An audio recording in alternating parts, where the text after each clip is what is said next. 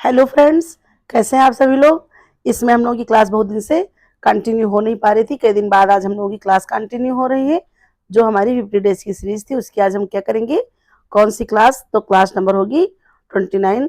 कई दिन बाद आज हम अपनी क्लास कर रहे हैं, तो चलिए स्टार्ट करते हैं। लेट स्टार्ट दी क्लास, है ना। हमारा पहला प्रश्न है, निम्नलिखित में से कौन सा प्राकृतिक फाइबर जल में सबसे अधिक संकोचन दर्शाता है ना। तो ऑप्शन देख लेते हैं। ए है लिनन, बी है ऊन, सी है कपास, डी है रेयान। तो करेक्ट आंसर क्या हो जाएगा, ऑप्शन बी ऊन। चलिए फिर देखते हैं नेक्स्ट क्वेश्चन क्या कह रहा है। वस्त्र निर्माण में मर्सराइजेशन प्रक्रिया का प्रमुख उद्देश्य क्या होता है। ऑप्शन है वस्त्र की मजबूती बढ़ाना, बी है चमक बढ़ाना, सी है सिकुड़न रोकना, है ना। फिर डी क्या है, उपरोक्त सभी। तो मर्सराइजन प्रक्रिया होती किसके लिए, इन सभी के लिए, इसलिए करेक्ट आंसर हमारा क्या होगा, उपरोक्त सभी। नेक्स्ट क्वेश्चन, कपास की संरचना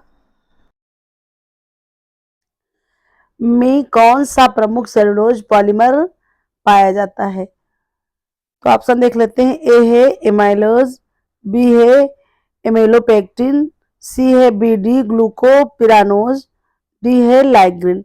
तो करेक्ट आंसर हमारा क्या हो जाएगा, कपास की संरचना में प्रमुख सेलुलोज जो पॉलीमर है वो कौन सा है, ऑप्शन डी हमारा आंसर हो जाएगा, बीडी ग्लूकोपिरानोज। ये जो है पाया जाता है प्रमुख रूप से सेलुलोज पॉलीमर, है ना। फिर नेक्स्ट क्वेश्चन, ग्रीज काउंट का उपयोग किस वस्त्र से संबंधित होता है।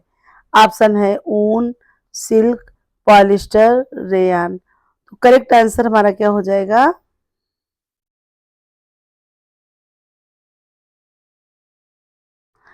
ऑप्शन नंबर, ऑप्शन ए हो जाएगा ऊन, है ना। ये ऊन जो है ग्रीस काउंट का उपयोग जो है ऊन के वस्त्र में हम करते हैं। नेक्स्ट क्वेश्चन देखते हैं अपना, निम्नलिखित में से कौन सा धागा सबसे अधिक इलास्टिसिटी दर्शाता है। ऑप्शन ए है नायलॉन, बी है पॉलिस्टर, सी है स्पेंडेक्स, डी है रेयान। तो करेक्ट आंसर हमारा क्या हो जाएगा, option C spandex. Next question है हमारा, परिवार के बजट निर्माण में कौन सा तत्व सबसे अधिक प्रभावित करता है। ऑप्शन ए है परिवार की संरचना, बी है आय का स्रोत, फिर सी है हमारा ऑप्शन खर्च की प्राथमिकताएं, फिर हमारा ऑप्शन, एक मिनट, डी है उपरोक्त सभी। तो जो बजट निर्माण है उसमें क्या क्या प्रभावित करता है, तो ये सारी चीजें प्रभावित करती है, इसलिए करेक्ट आंसर हो जाएगा उपरोक्त सभी। ये देख लेते हैं फिर से इसको, है ना, कि परिवार की संरचना, आय का स्रोत, खर्च की प्राथमिकताएं, ये सारे तत्व जो है बजट निर्माण में प्रभावित करेंगे। फिर नेक्स्ट क्वेश्चन है, परिवार की वित्तीय स्थिति का मूल्यांकन करने के लिए कौन सी विधि सबसे अधिक प्रभावी मानी जाती है। तो ऑप्शन हमारा है, ए है संतुलित बजट, बी है व्यय विश्लेषण, सी है परिसंपत्ति ऋण अनुपात, डी है उपभोक्ता मूल्य सूचकांक। तो इसलिए हमारा करेक्ट आंसर क्या हो जाएगा, ऑप्शन सी परिसंपत्ति ऋण अनुपात, है ना। परिवार की वित्तीय स्थिति का मूल्यांकन करने के लिए कौन सी विधि प्रभावी है, तो परिसंपत्ति ऋण अनुपात, ये विधि जो है सबसे ज्यादा प्रभावी मानी जाएगी। फिर चलिए नेक्स्ट क्वेश्चन देखते हैं, वर्ग सिंप्लीफिकेशन सिद्धांत का मुख्य उद्देश्य क्या होता है। ऑप्शन ए है समय की बचत, बी है ऊर्जा की बचत, सी है कार्य क्षमता में वृद्धि, डी है उपरोक्त सभी। तो करेक्ट आंसर हमारा क्या हो जाएगा, ऑप्शन डी उपरोक्त सभी। ये सारी चीजें जो है वर्क सिंप्लीकेशन के अंतर्गत आती हैं। फिर चलिए देखते हैं नेक्स्ट क्वेश्चन। आइए देखें, निम्नलिखित में से कौन सा गृह प्रबंध का सबसे महत्वपूर्ण घटक है। ऑप्शन ए है परिवार की आय, बी है बजट योजना, सी है संसाधनों का सही उपयोग, डी है परिवार की आवश्यकताएं। तो correct answer is the option C, संसाधनों का सही उपयोग, है ना। ये जो है गृह प्रबंधन का सबसे महत्वपूर्ण घटक है। संसाधनों का जब हम सही उपयोग करेंगे तभी हम होम मैनेजमेंट को जो है सही से कंप्लीट कर पाएंगे। देखते हैं नेक्स्ट क्वेश्चन।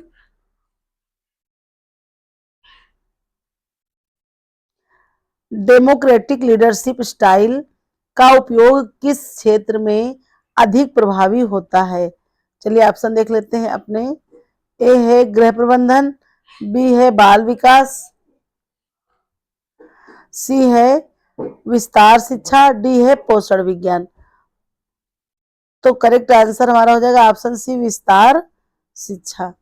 चलिए फिर देखते हैं अगला प्रश्न। किस संचार माध्यम का उपयोग ग्रामीण महिलाओं तक स्वास्थ्य जागरूकता फैलाने के लिए सबसे प्रभावी होता है? तो देख लेते हैं फिर से प्रश्न एक बार। किस संचार माध्यम का उपयोग ग्रामीण महिलाओं तक स्वास्थ्य जागरूकता फैलाने में सबसे प्रभावी होता है? ऑप्शन ए है टेलीविजन, बी है सोशल मीडिया, सी है व्यक्तिगत संपर्क, डी है समाचार पत्र। तो correct answer is the option C, व्यक्तिगत संपर्क, है ना। व्यक्तिगत संपर्क द्वारा हम ग्रामीण महिलाओं को जागरूकता फैलाने में सबसे ज्यादा मतलब मदद कर सकते हैं। है ये सारे जो है संपर्क के ही माध्यम, लेकिन अगर व्यक्तिगत संपर्क होगा तो फिर उसका प्रभाव अधिक पड़ेगा। चलिए फिर देखते हैं इसके साथ नेक्स्ट क्वेश्चन। निम्नलिखित में से कौन सा विस्तार शिक्षा का एक प्रमुख सिद्धांत नहीं है? तो देखिए नहीं को सबसे पहले अंडरलाइन कर लीजिए, नहीं तो आंसर गलत ही हो जाएगा। ऑप्शन है हमारे वयस्क शिक्षा, बी है सहभागिता, सी है निर्भरता, डी है आत्मनिर्भरता। देखिए प्रश्न जब भी न समझ आए उसको हम रिपीट करेंगे बार बार, है ना। निम्नलिखित में से कौन सा विस्तार शिक्षा का एक प्रमुख सिद्धांत नहीं है? तो करेक्ट आंसर हमारा क्या हो जाएगा? ऑप्शन सी, निर्भरता, है ना। बाकी वयस्क शिक्षा, सहभागिता, आत्मनिर्भरता ये सारे प्रमुख सिद्धांत हैं विस्तार शिक्षा के। फिर चलिए देखते हैं नेक्स्ट क्वेश्चन। किस संचार पद्धति में संदेश सबसे अधिक प्रभावी रूप से प्रसारित किया जाता है? ऑप्शन ए मौखिक संचार, ऑप्शन बी दृश्य संचार, ऑप्शन सी मल्टीमीडिया संचार, ऑप्शन डी प्रिंट संचार। Correct answer is the option C, multimedia संचार हो जाएगा, है ना। अधिक रूप से प्रसारित होता है। फिर चलिए देखते हैं नेक्स्ट क्वेश्चन। अटैचमेंट थ्योरी का प्रतिपादन किसने किया? ऑप्शन ए है पियाजे, बी है फ्रॉयड, सी है बॉल्बी, डी है वाइगोस्की। तो अटैचमेंट थ्योरी का प्रतिपादन किसने किया? तो करेक्ट आंसर हमारा क्या हो जाएगा? ऑप्शन सी, बॉल्बी, है ना। पियाजे ने तो आप जानते हैं संज्ञानात्मक विकास का किया है, संज्ञानात्मक विकास का। फ्रॉयड ने आप जानते हैं इनका क्या है? मनोविश्लेषणात्मक है। वाइगोस्की का है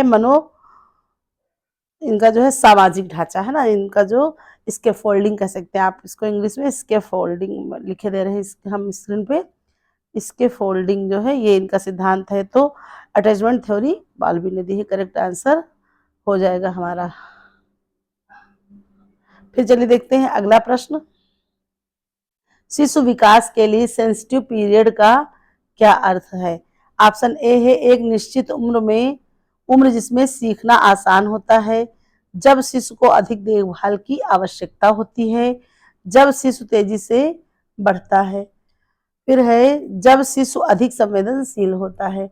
तो करेक्ट आंसर हमारा क्या हो जाएगा? ऑप्शन ए, एक निश्चित उम्र जिसमें सीखना आसान होता है। ये जो है सेंसिटिव पीरियड आपका कहलाता है शिशु विकास के लिए। नेक्स्ट क्वेश्चन हमारा है मोरल डेवलपमेंट के सिद्धांत को किसने विकसित किया? ऑप्शन ए है कोहलबर्ग, बी है फ्रायड, सी है एरिक्सन, डी है पियाजे। तो correct answer is the option A, Kohlberg. Moral development जो है किसका है? तो ये कोहलबर्ग का है, नैतिक विकास। नेक्स्ट क्वेश्चन, नवजात शिशु का मस्तिष्क अधिकतम किस अवस्था में विकसित हो जाता है? ऑप्शन ए है जन्म से 1 वर्ष तक, बी है 1 से 5 वर्ष तक, सी है 5 से 10 वर्ष तक, डी है 10 से 15 वर्ष तक। तो correct answer is the option A, जन्म से 1 वर्ष तक। नवजात शिशु का जो उसके माइंड का डेवलपमेंट होता है तो वो जो है जन्म से 1 वर्ष तक लगभग हो जाता है, अधिकतम विकास। फिर चलिए देखते हैं नेक्स्ट क्वेश्चन। WHO के अनुसार स्वास्थ्य का सही परिभाषा क्या है? WHO ने जो स्वास्थ्य है उसकी सही परिभाषा क्या दी है? ऑप्शन हमारे हैं केवल रोगों की अनुपस्थिति, यानी कि अगर व्यक्ति के अंदर रोग नहीं है तब वो स्वस्थ कहलाएगा, या बी है शारीरिक, मानसिक और सामाजिक कल्याण, सी है संतुलित आहार का सेवन, डी है अनुशासित शैली। तो करेक्ट आंसर हमारा क्या हो जाएगा? ऑप्शन बी, मानसिक, शारीरिक और सामाजिक कल्याण, है ना। वैसे तो इन्होंने बताया है कि WHO का है ये परिभाषा की शारीरिक, मानसिक, आर्थिक, मतलब हर तरह से जो है व्यक्ति बिल्कुल संतुलित में है तो फिर वो व्यक्ति स्वस्थ कहलाएगा। फिर चलिए नेक्स्ट क्वेश्चन देखते हैं, किस पोषक तत्व की कमी से पेलाग्रा रोग होता है? ऑप्शन ए है विटामिन ए, बी है सी है विटामिन B3, डी है विटामिन डी। तो करेक्ट आंसर हो जाएगा विटामिन B3, ऑप्शन यानी कि सी हमारा करेक्ट आंसर होगा। B3 ये हमारा करेक्ट आंसर हो जाएगा। फिर चलिए देखते हैं नेक्स्ट क्वेश्चन, BMR किससे प्रभावित होता है? ऑप्शन ए है आयु, बी है लिंग, सी है शरीर की संरचना, डी है उपरोक्त सभी। तो करेक्ट आंसर क्या हो जाएगा? ऑप्शन डी उपरोक्त सभी, है ना। ये सारी चीजें BMR को प्रभावित करती हैं। फिर चलिए देखते हैं नेक्स्ट क्वेश्चन, शरीर में प्रोटीन की कमी से कौन सा रोग होता है? ऑप्शन ए है स्कर्वी, बी है मरासमस, सी है रिक्टस, डी है पेलाग्रा। तो करेक्ट आंसर क्या हो जाएगा? ऑप्शन बी मरासमस, प्रोटीन की कमी से मरासमस रोग होता है ना। और वैसे तो जो है ऊर्जा, प्रोटीन के साथ साथ ये जो है जब क्या कहते हैं प्रोटीन प्लस ऊर्जा यानी कि कैलोरी, इन दोनों की कमी से ये जो है मरासमस रोग होता है। और बाकी जो है अगर सिर्फ प्रोटीन कमी होती है तो फिर रिक्टस रोग भी हो जाता है। फिर चलिए देखते हैं अगला प्रश्न, सॉरी रिक्टस जो है हमारा किससे होता है? तो रिक्टस होता है विटामिन डी की कमी से। और एक क्वासियोरकर रोग है जो इसमें मेंशन नहीं है, वो होता है प्रोटीन की कमी से, लेकिन वहां पर है नहीं, इसलिए जो है हमारा आंसर क्या हो जाएगा? मरासमस। लेकिन अगर रिक्टस होता यहाँ पर तो हमारा क्या आंसर होता? रिक्टस, ये हमारा करेक्ट आंसर होता। चलिए फिर देखते हैं नेक्स्ट क्वेश्चन, फाइटोकेमिकल्स का प्रमुख उपयोग या प्रमुख कार्य क्या होता है?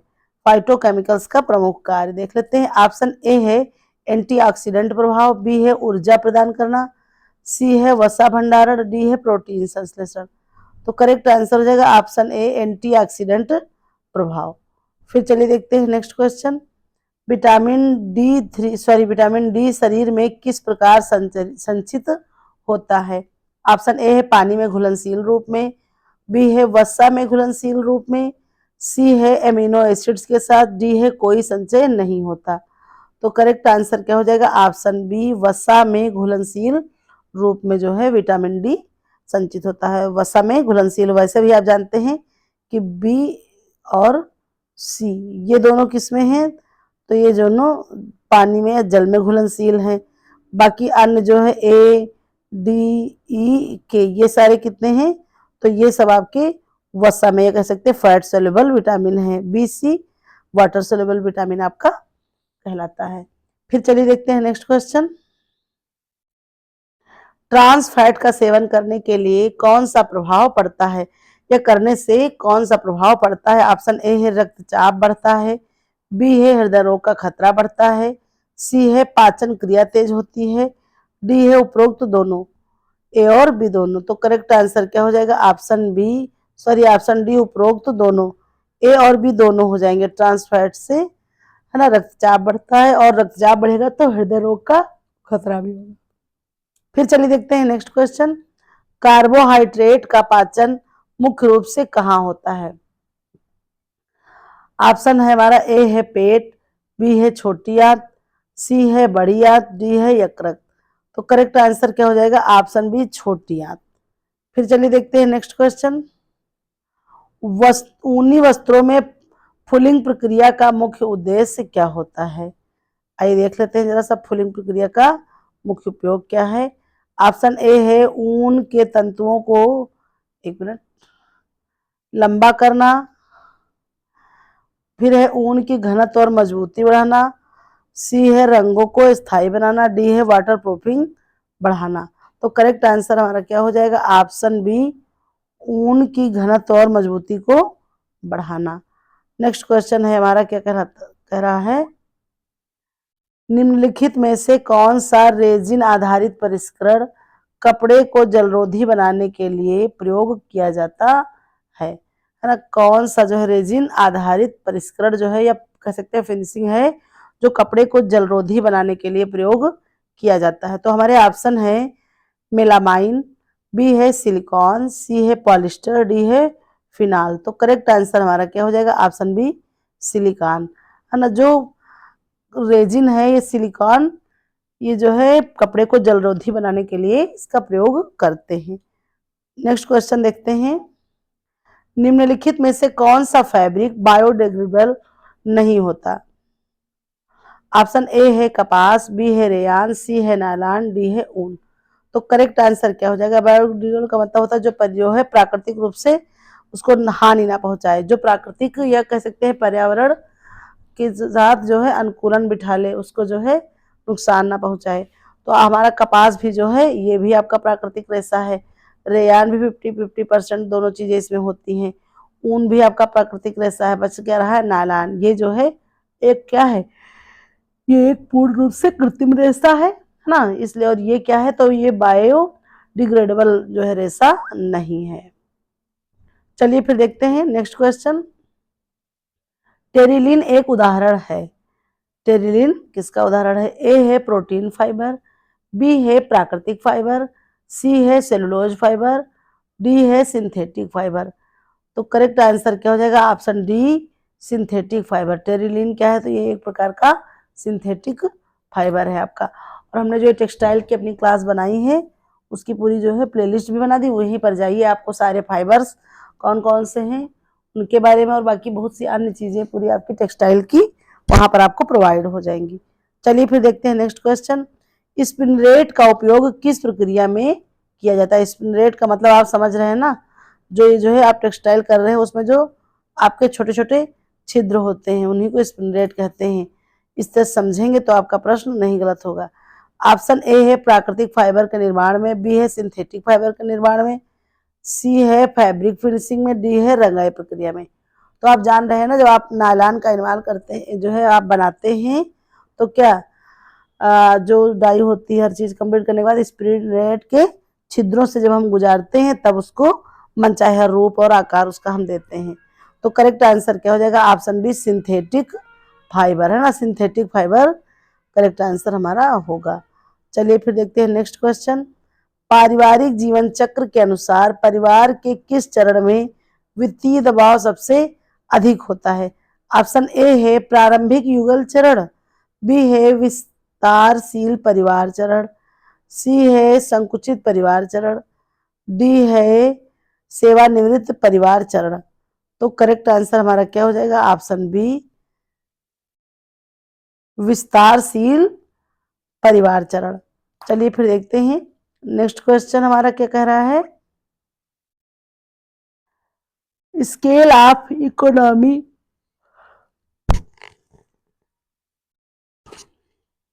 किस संदर्भ में प्रयुक्त होता है? ऑप्शन ए है गृह प्रबंधन, बी है वित्तीय योजना, सी है सामाजिक विकास, डी है बाजार अनुसंधान। तो करेक्ट आंसर हमारा क्या हो जाएगा? ऑप्शन ए, गृह प्रबंधन। स्केल ऑफ इकोनॉमी किस संदर्भ में प्रयुक्त होता है? तो ये है आपके होम मैनेजमेंट में प्रयुक्त होता है। चलिए फिर देखते हैं नेक्स्ट क्वेश्चन, क्या कह रहा है, होम मैनेजमेंट व्हील का उपयोग किसके लिए किया जाता है? ए है परिवार के संसाधनों के प्रबंधन में, है ना, फिर बी है वित्तीय पोषण वित्तीय योजना के लिए, सी है पोषण योजना के लिए, डी है बाल विकास योजना के लिए। तो करेक्ट आंसर हमारा क्या हो जाएगा? ऑप्शन ए, परिवार के संसाधनों के प्रबंधन के लिए ये सारी चीजें इसमें इसका उपयोग होता है।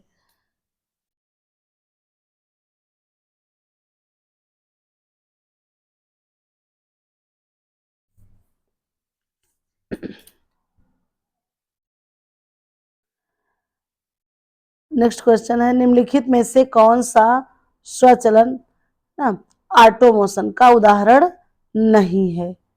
नहीं को अंडरलाइन करिए। फिर देखिए ऑप्शन ए है स्मार्ट होम सिस्टम, बी है रोबोटिक क्लीनिंग सिस्टम, सी है मैनुअल सिलाई मशीन, डी है इंटरनेट ऑफ थिंग्स।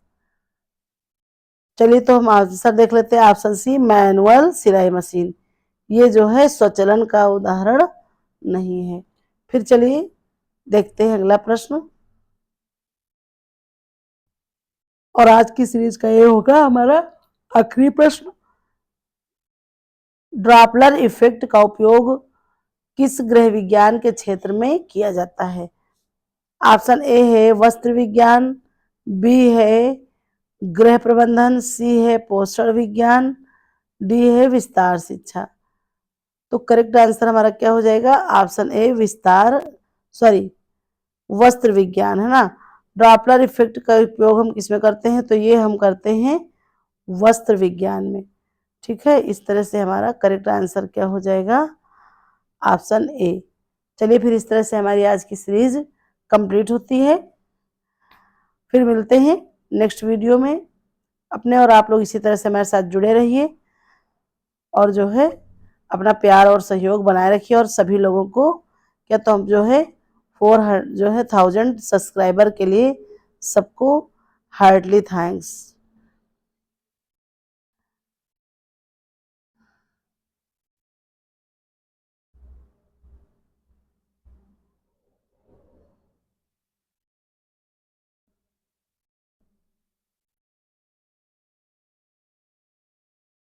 तो चलिए फिर मिलते हैं नेक्स्ट वीडियो में।